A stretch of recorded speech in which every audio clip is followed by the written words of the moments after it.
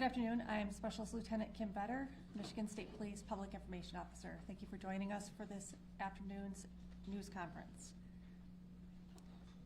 Joining us today is Governor Gretchen Whitmer, Colonel James F. Grady II, Director of the Michigan State Police, James Deere, ATF Special Agent in Charge for Michigan, FBI Acting Special Agent in Charge Reuben Coleman, Sheriff Chris Swanson, Genesee County Sheriff, and Chief William Rennie, Grand Blanc Township Police Department.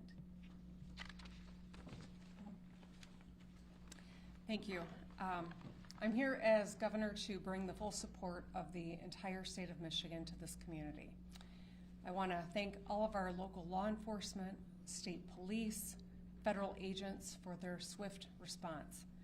I want to thank local fire and EMS and medical providers for saving lives and caring for those who are still fighting for their lives in the hospital. And thank the incredible Department of Natural Resources Conservation Officer and the local Grand Blanc officer for their brave actions to take down the shooter and their quick response. I think we can see the best of public service in all of these individuals. As I said, I'm here as the governor, but I'm also here as a fellow Michigander whose heart is breaking by another mass shooting in a place that is supposed to be defined by togetherness and a close-knit community here in Grand Blanc. As a state, we know the pain of this too well. We've seen gun violence in our schools, stores, parades, festivals, and our houses of worship. These are places that we go to feel connected, to feel safe, to be together. But today, this place has been shattered by bullets and broken glass. And this might be a familiar pain, but it hurts all the same. Every time. We cannot keep living our lives like this. I know that this community is reeling right now, and I want you to know that the state of Michigan has your back. Your grief is our grief. I ordered flags lowered statewide, and I spoke with President Trump yesterday, who wanted to share his condolences. We will be here every step of the way and coordinate a full response with our local and federal partners. Folks here at the township, at every level, have been working closely together. If there's one thing I know about Michiganders, it's that we get through hard things together, and that's who we are. That's how the good people here at the Grand Blanc Church of Jesus Christ of Latter-day Saints live their lives. They worship together, they sing together, and they serve together. And that's why I was so proud to see powerful statements from interfaith leaders across Michigan denouncing this attack on a house of worship. They grieved for this congregation as though it was their own. They spoke with one voice for the basic principle that we all believe in, that you should be able to pray in peace in our state, no matter who you are. I know that in the hours and days ahead, we will see the best of Michigan. We will see neighbors being neighborly, checking in with a call, bringing over some food, or offering a hug. We'll see medical providers work hard to save lives and treat those in need, with scars both seen and unseen. We will see this congregation unite and rally together like never before and continue worshiping together, singing together, and serving together. Because that's who Michiganders are. We will stay in close contact and continue to work together. Now, like everyone I know, we have lots of questions. How could this happen? What created this moment? Why? And that's motivated by a genuine motivation to understand, to learn, to prevent in the future. But I want to caution everyone. While we are working hard, while the good men and women who are working hard are doing so with due diligence, at this juncture, speculation is unhelpful and it can be downright dangerous. So, just ask that people lower the temperature of rhetoric. Keep your loved ones close and keep this community close to your hearts. Let's keep doing the work together. Let's be kind and let's love our neighbors.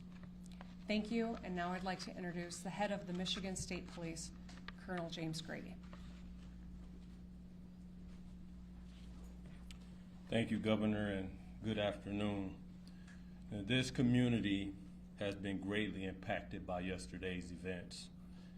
We are offering our deepest condolences to those affected by this tragedy. This horrific event is something that this community has never experienced. It is important at this time that we come together to support one another in this time of grief. We stand ready and willing to assist both our local and federal partners with any additional needs as this investigation continues. The Michigan State Police immediately responded alongside our public safety partners to secure the scene, provide support to our neighbors with our emergency support team serving search warrants, the bomb squad and K-9 team sweeping numerous locations for evidence and explosives. Additionally, our forensic science laboratories and our special investigation section continue to investigate the officer-involved shooting and work alongside our federal and local partners. I'd like to take a moment for everybody to remember that last year we put together an initiative called Stop a Plot. While we are committed to keeping our community safe, we also need your help. Again, it takes everybody. 53% of mass attacks leave a trail of clues leading up to them.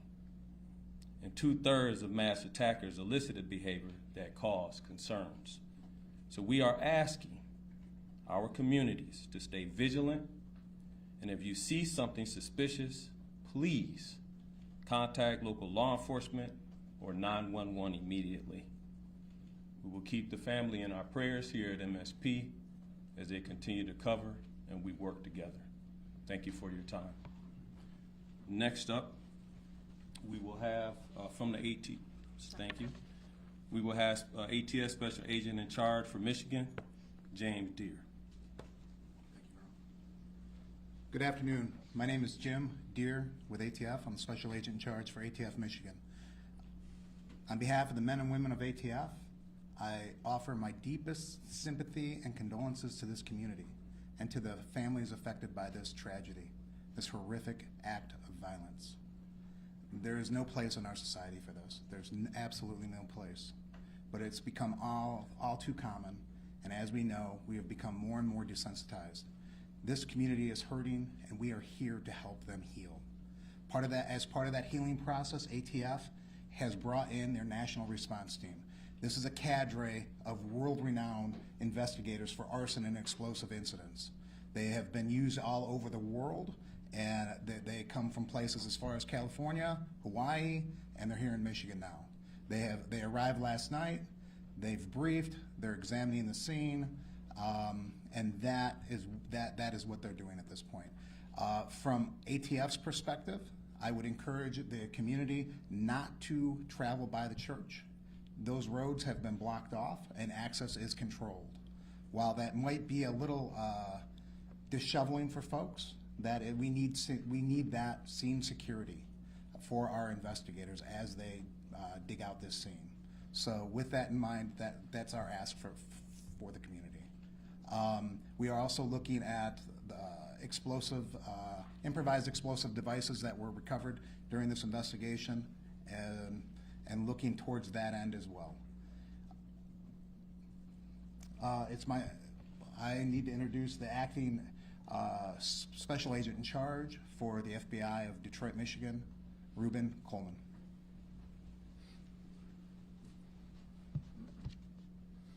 My name is Reuben Coleman. I'm acting Special Agent in Charge of FBI Detroit Field Office, which represents the entire state. At this time, we wanted to provide an update on our investigative efforts regarding yesterday's tragic shooting at the Church of Jesus Christ of Latter-day Saints in Grand Blanc, Michigan. First, I want to express my gratitude for all the cross-agency collaboration between our federal, state, and local partners. Their support has been outstanding and critical to this investigation. We are in lockstep with our partners as we continue to work through this. As I mentioned yesterday, the FBI is investigating this as an act of targeted violence, and we are continuing to work to determine a motive. In the past 24 hours, our investigative squads and specialty teams have been out all night, exhausting leads, some of which have been coming in from the public via tips. Our special agents, victim specialists, child advocate forensic interviewers, and local partners have interviewed over 100 victims and witnesses to date and are continuing to interview individuals as we speak. Our Evidence Response Team, or ERT, which is a specialized team of special agents, intelligence analysts, and professional staff, are trained to process crime scenes and collect evidence. They were out all night and continue processing the scene as we speak. Our field office has stood up national equities for support. We are engaging with our Behavioral Analyst Unit, or BAU, and have received support from our Quantico Labs Division to analyze evidence collected to date. We received assistance from our FBI field offices across the country to support this case and follow down leads. While our focus is on this investigation, we want to continue to keep the victims and their families in our thoughts as they navigate through this incredibly difficult time. Please continue to reach out to the FBI via 1-800-CALL-FBI or submit tips at tips.fbi.gov. Thank you. Chief?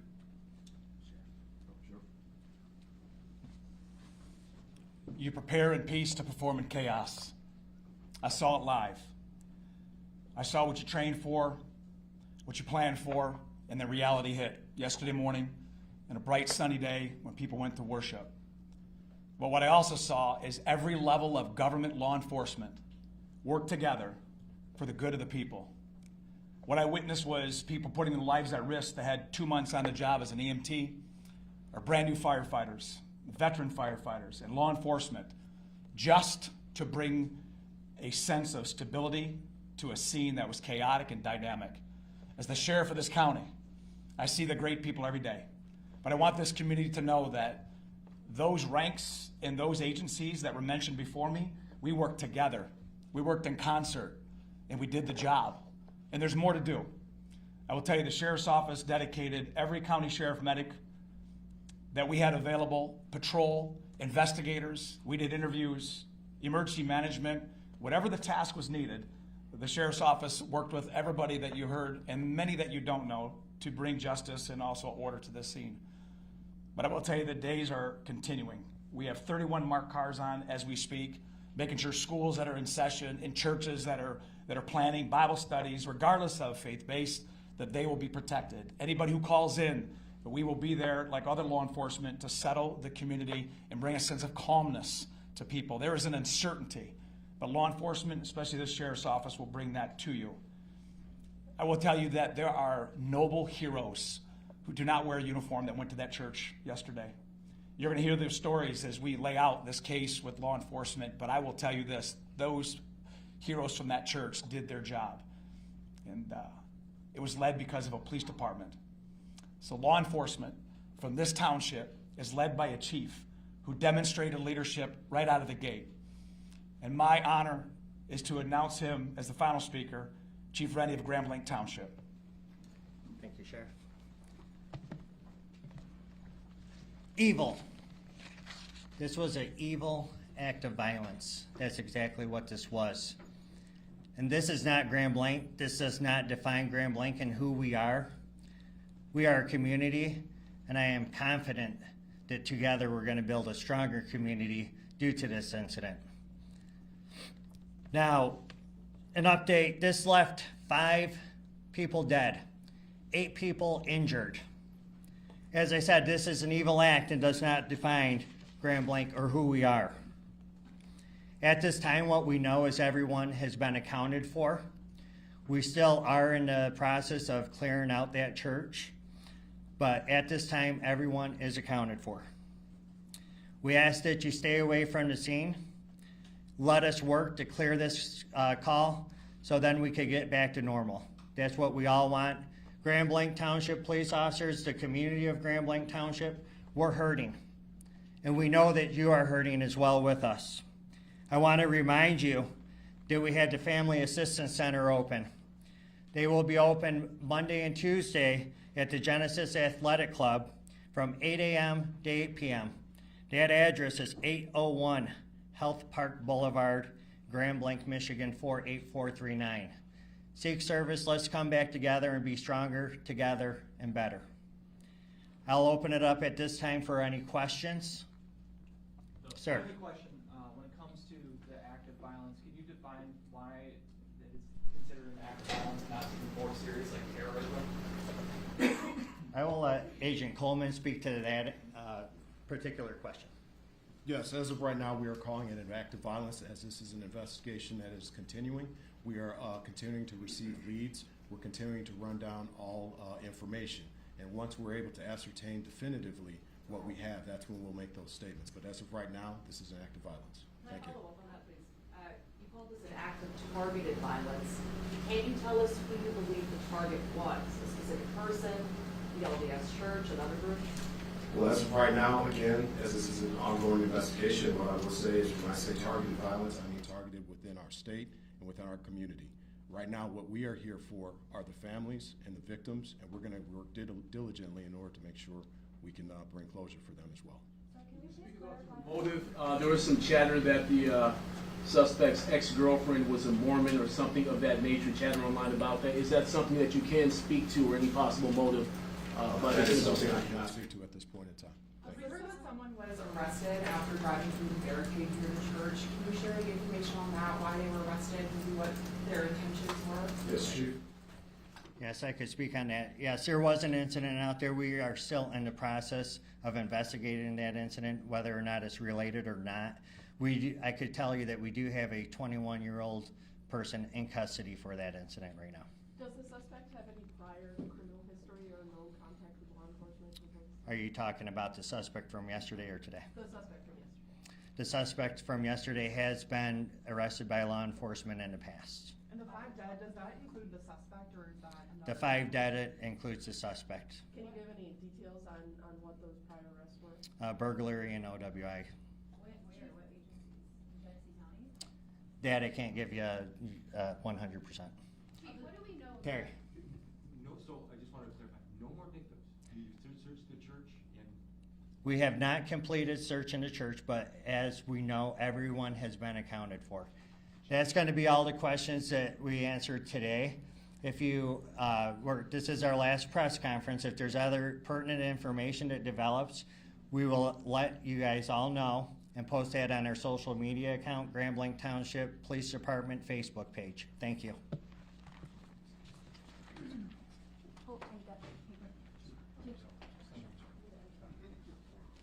Sorry. I'd just like to note that Dr. Michael Danick, the Medical Chief of Staff from Henry Ford Genesis, will be available for questions after this news conference. He's here on the side of the room. Does anybody need any spelling of names? No? Would it be possible to just bring him up right now? Sure. We're good. Yep. Can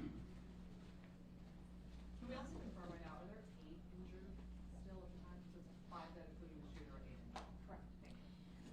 Hi, everybody. I'm Lauren Zakalik. I'm the PR director at Henry Ford Health. I'm going to introduce now Dr. Michael Danick, normal spelling for Michael, D-A-N-I-C. He is our medical chief of staff at Henry Ford Genesis Hospital. He's going to make some opening remarks, talk about what happened yesterday. We'll take a few questions. Thank you. Thank you. Thank you very much for having me. It was a very sad day for our community. Our law enforcement did amazing, as well as our medical staff throughout the entire Genesee County area. Henry Ford Genesis was prepared and did extremely well. And we also like to thank Hurley and McLaren for taking great care of all of the patients.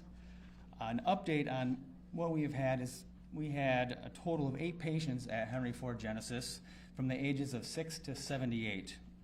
5 were gunshot wounds and 3 were smoke inhalations. 2 of the smoke inhalations have been discharged. 1 is still intubated at this time. For the gunshot wounds, 1 had sustained gunshot wounds, multiple to the chest and abdomen, is in critical condition. 1 had to the abdomen, is in critical condition still, but mostly stable. 1 of the victims did die in the emergency department. 1 child came in, was stabilized, and then transferred, and then there was another gentleman who had a gunshot on the leg. The trauma team was really well prepared for this. They activated the Mass Casualty Incident Command. Our trauma surgeon, Christopher Ash, was on the team, and John Vance, one of our other trauma surgeons, helped lead the charge. Dr. Sandy Ross was the ER attending at the time and did a phenomenal job of triaging. All of the community members came together. We hate having to prepare for these kind of events, but we are prepared, as well as the other hospitals in our community. We're very grateful to be helping to serve this community, and will continue to do for years to come. So, any questions? How many were Y'all under said the age what of 18? round struck the victims? You said some were shot in the chest and abdomen. Was this with rifle, 2 round handgun? Can you speak? I don't have information on the caliber. How many were under the age of 18? I don't have that answer either. What was the age range? It was 6 to 78. Of the people found in the church after it was evacuated, do you know anything about the suspected cause of death of those two people? I do not, and I can't extrapolate either. Can you tell us more about the child that you mentioned? Was that child shot, boy or girl, 6-year-old? Had an injury to the arm, and out of an abundance of caution was transferred to another hospital. Was the injury a gunshot wound, do you know? I can't verify that. Dr. Danik was one of the physicians that was treating patients yesterday. If anybody wants to ask him about his experience and just being there. I will say it was very interesting taking care of our community members in this kind of a traumatic experience. We had a number of our residents who were members of the church and were on site. Not only were they victims, they were also first responders. And having your friends and family come in injured and taking care of them is a really incredible experience. They were heroes. Those on the scene were absolute heroes, going in and out of the fire to drag people out, helping each other take care of the victims on the scene. And the community really came together. We'll take two more questions. I wanted to ask, have you ever seen anything even like to this extent in our community, and what was that like for you to respond to? Never in our community. A lot of us who have trained in the trauma settings have dealt with gunshot wounds, so everyone who's on the staff there has dealt with these types of injuries in the past. It's just strange when it's your community hospital. Last question. I understand there are some nurses that are on strike and wanted to help but then were turned away. Are you able to talk a little bit about that? Yeah, we're very happy that the instinct was to help, and we have a great loving community, and the instinct was there, but I cannot comment on the work stoppage. All right, thank you. Sorry, doctor, just quickly, when you said residents, you meant residents of the community, right? Resident physicians, those in training. Okay. Thank you. Thank you. All right, thank you.